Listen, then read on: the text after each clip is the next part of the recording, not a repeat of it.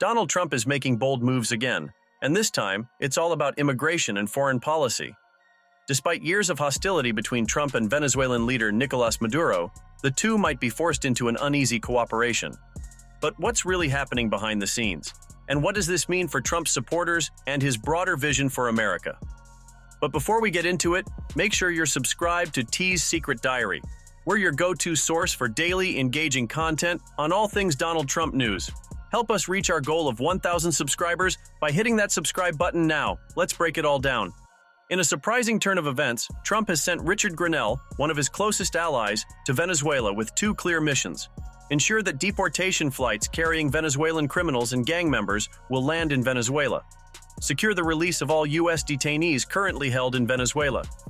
At first glance, this might seem like a routine diplomatic visit, but make no mistake, this is a power move by Trump, one that sends a strong message both to Venezuela and to the American people. Trump has always been tough on illegal immigration, but in his second term, he's doubling down. His mass deportation policy is designed to remove those who entered the country illegally, including members of violent gangs like Tren de Aragua, a notorious Venezuelan criminal organization. But there's a problem. Countries need to agree to take back their deported citizens, and Maduro hasn't exactly been cooperative in the past. So now, Trump is making it clear. Venezuela must accept its criminals back, no excuses. This is where things get really interesting.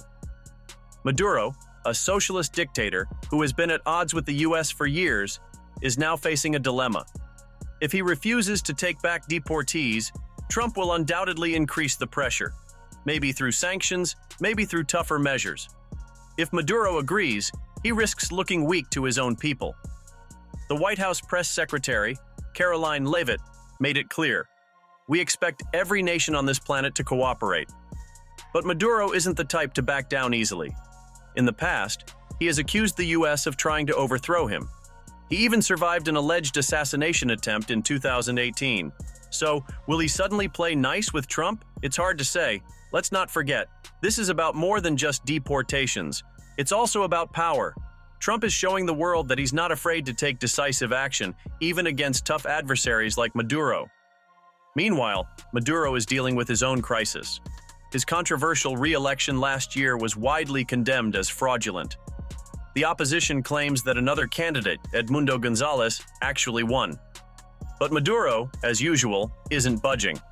With international pressure mounting and his economy in shambles, Maduro might see cooperation with Trump as a way to negotiate some relief, perhaps in the form of reduced sanctions. For Trump supporters, this is another sign that he is keeping his promises. He's tackling illegal immigration head-on and refusing to let foreign leaders dictate U.S. policy. But there's another issue at play. Trump has just revoked the Temporary Protected Status, TPS, for about 600,000 Venezuelans in the U.S. This means many will now face deportation. Some argue that this is necessary to enforce immigration laws. Others worry about the humanitarian impact. Regardless of where you stand, one thing is clear. Trump is making bold moves, and the world is watching. So, what happens now? Here are 3 key things to watch. Will Maduro agree to accept deportation flights? If he refuses, Trump will likely ramp up economic and political pressure. Will Trump push for further sanctions or other measures against Venezuela? He has a history of using financial pressure to get what he wants. How will this impact the broader immigration debate in the U.S.? Trump is setting the stage for even tougher policies. One thing is certain, Trump is proving, once again, that he's not afraid to shake things up. Whether you love him or hate him, his America First approach is changing the game. What do you think? Should the U.S. force Venezuela to take back deported criminals? Should Trump negotiate with Maduro, or should he take an even tougher stance? Drop your thoughts in the comments, and don't forget to subscribe for more exclusive updates.